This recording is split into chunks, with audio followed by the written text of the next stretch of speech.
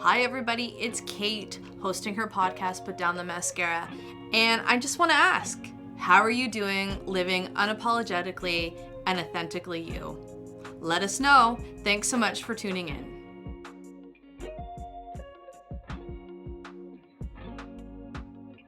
Hi, I'm Kate. Welcome to Put Down the Mascara, another podcast. Really looking forward to this conversation today. I'm here with Susana. Susana is a full-time realtor, takes up a lot of your space and your time, but also so much more than that, right? Absolutely. A woman who's lived a life, lots of experience, a mom, a sister, like a wife, yep. So many things. And that's why we're here today. As you know, this podcast is wrapped around being authentic and living your unapologetic life. Mm-hmm. Let's talk about being authentic in a world that doesn't really embrace that. Right. Right? Right. And I think for me, or for most of us, when we sort of lose our authentic selves, or we don't even realize that we've lost it, is I think when you've been in a committed sort of long-term relationship, or after you have kids, I think is the big one for sure. Yeah. Especially after you have kids. After you have kids, your entire life changes. Well, your identity is wrapped up in those kids. Absolutely. Everything from the way that you dress, to the places that you go, to the things you watch on TV. The food you eat. The food you eat, the music you listen to in the car. Absolutely. I know Baby Shark's a big one right now. Like, I'm so glad that didn't exist when my kids were little. I want to break into song. It's all good. Right? I don't even know it. I'm so glad I don't know it. But, it's we totally become, our identity completely gets taken over by just being a mom or a wife. And let's talk a little bit about being a wife and being a partner, Yeah. and being in that relationship and losing yourself a little bit. Like, so easy to do. Yeah. So easy to do, because I think the longer and longer you're together, the more you sort of morph into the whole benefit effect. Absolutely. 100%. Yeah. Yeah. Yeah. You totally morph into each other. I know that there were things that I didn't like 20 years ago that my husband did, and now I'm a huge fan, and vice versa. Yes. But is that me, or is that me with him? Is it right or is it wrong? It doesn't matter. Right. But it's like, is that my authentic self? Would I love, for example, the UFC if I wasn't, I don't know, right? Right. So I think that after, years and years of being in a committed relationship, or however you want to, whatever that looks like to you, and especially after being a mom, we do really tend to lose ourselves. And it happens so slowly. Yeah, that you don't realize. But it happens right away. Yeah. Like, it starts happening overnight. Yeah. Well, the mom haircut. Right? Yeah. Everybody seems to get shorter hair after you've had a child. Because it's easier. Or you're wearing, these days you're wearing it in a bun on top of your head, which I've been doing for 20 years. Right. I don't know. Like, I think that we lose ourselves. And what I'm finding in my stage of life, and just, full disclosure, I'm 53 years old. I just turned 53 last year. My kids range from the ages of 20 to almost 28 next month. Yeah. And I just find that over the last 10 years, 5 for sure, but over the last 10 years or so, I needed less and less and less. Yep. Right? Yep. Yep. And there seems to be this huge empty space where I was a mom, where I'm no longer needed in that space. So what do you do with that space? Mm-hmm. And it's really, really hard to fill that space when you've completely lost touch with who you are besides being a mom. Right. Does that make sense? Yeah, it really does. And so that space, it can be a really positive thing. You've raised wonderful kids. They're out being their best selves. Yeah. And that job looks different. You're always a parent. Once a parent, always a parent. Of course, every day.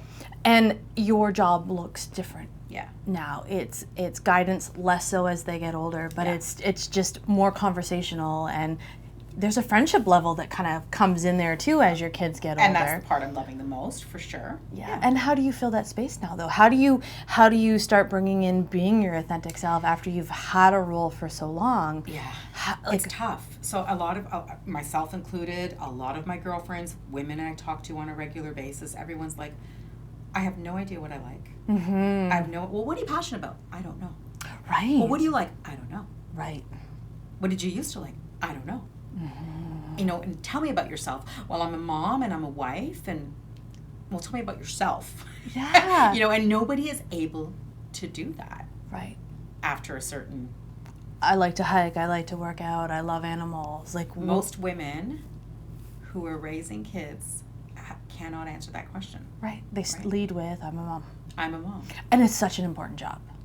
The most, it's in my opinion. A very important job. Yeah. Very important job. And as that job finishes, it's like a retirement. Now what? And now what? And you have to retire to something. And so how do you fill that space? So how do you figure out who you are again? So I think, I have some tips. Let's hear it. They work for me. I don't know whether they work for the... I think that if they work for me, they must work for someone else. If I can... And you and I had a little conversation about, you said to me, Kate, I'm no expert. And I said, yeah, but you're living it. You're living it. And so really, if somebody can take some of these tips and make them their own too. So it doesn't have to be exactly, but we're going to inspire people to maybe tweak these tips a little bit too and make them their own. And that's a really positive thing. So break it down for me. Right, break it down for you. So I don't know. So my tips. I'm picturing us breakdancing here. There's a podcast. No, not one that anybody's going to watch.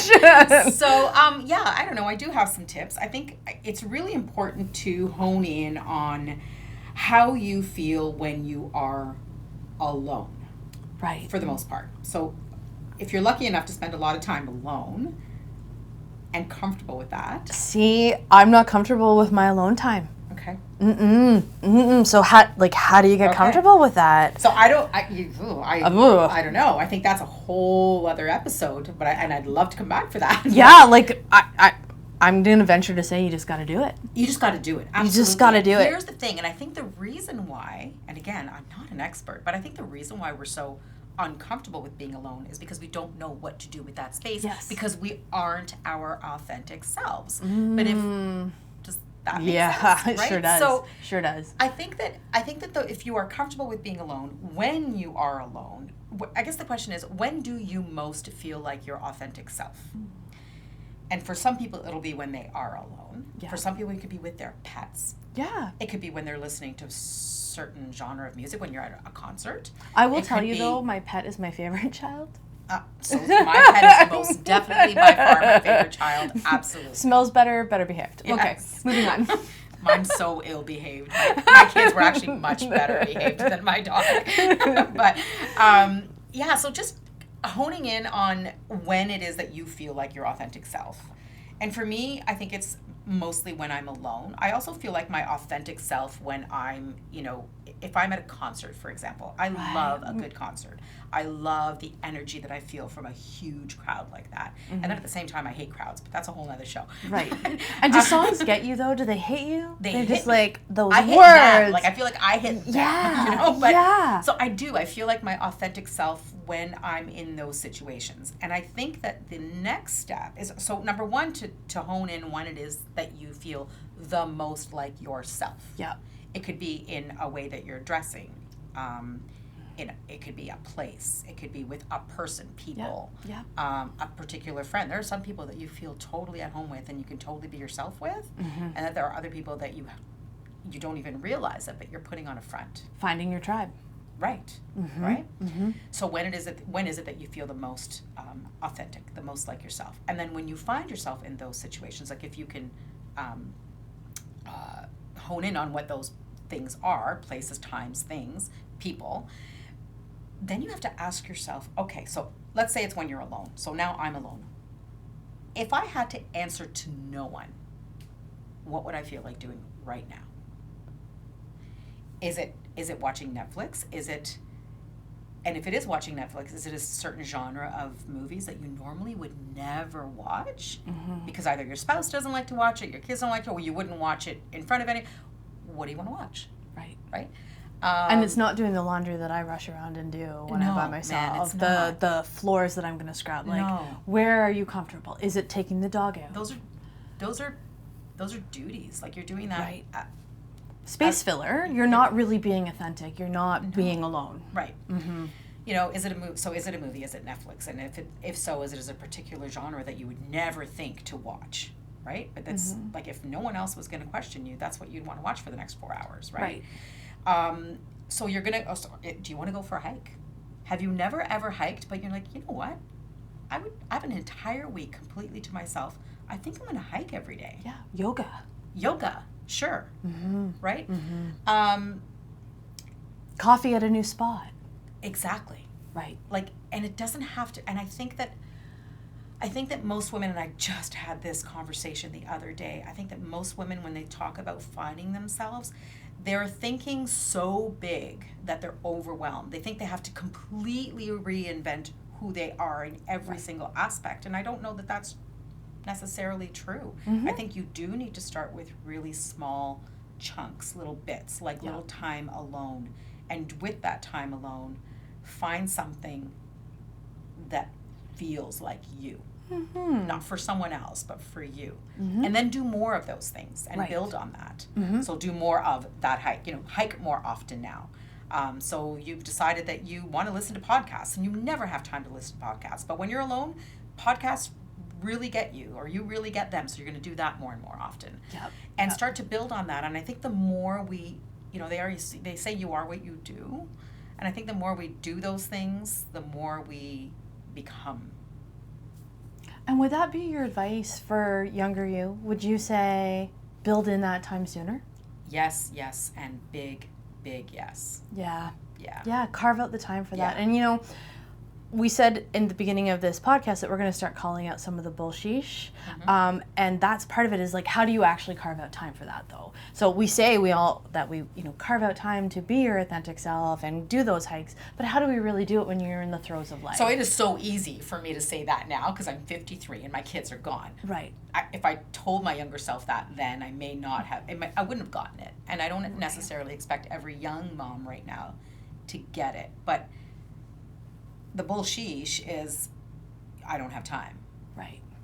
Kid, wasn't that long ago that I don't remember that kids do take up all of your time and energy. Of course. But when you do have time, what are you doing with it? Well, You're scrubbing that floor. You're doing that load. Busy work. Right. I just saw a quote that said, like, a half hour is a certain percentage of your day. You can do it. Yeah, you absolutely can do it. You can. Yeah. It's like, I forget what percentage it was, but it was like, that was a reality check for me, because I'm like, oh, I can make that happen. Yeah. There is zero excuse. Absolutely. Because it's setting you up for a really authentic future. Agreed. And I think the more you can, the more you can do that, the quicker, the faster in your life, the earlier in life you're able to take these tips and make them work for you, the whole less lost you're going to feel when your kids are up and gone. Yeah. And if I could add to this, a whole other layer of it is, if you're married and you've got kids and you've been living for those kids, you've probably both been living for those kids, but for the most part, it's mostly the mom who's completely selfless and living for those kids. And I probably shouldn't say that because I'm going to get backlash, but it's probably the truth. The other layer to that is so you're no longer needed in that space as a mom, but you're always going to be needed in that space as a wife. Right. And if you're not your authentic self and you aren't bringing your absolute best self to your marriage because you've lost it somewhere 20 years ago and you can't find her, what are you really offering your marriage when it's supposed to be the best time for the two of you? Right. So, you're finding your authentic self, but you have to find yourself together again. Yeah. And it's so much easier said than done, but but you do need to sort of preserve that authentic self so that you're able, or that best authentic self, so that you're able to bring when your kids are gone and no longer needing you, and you're finding yourself waking up in the morning and looking at this person going, who even are you? Right. Oh, that's a big topic. Who even am I, right? Right. So yeah, that's another episode too. It is, and you're coming back together again. So kind of as we finish out this episode, do you have anything else that you wanted to kind of add, or advice that you would give your daughters? In this, I'm sure you've got lots of advice, but like in regards to they'll tell you that I have lots of advice. I'm sure they would.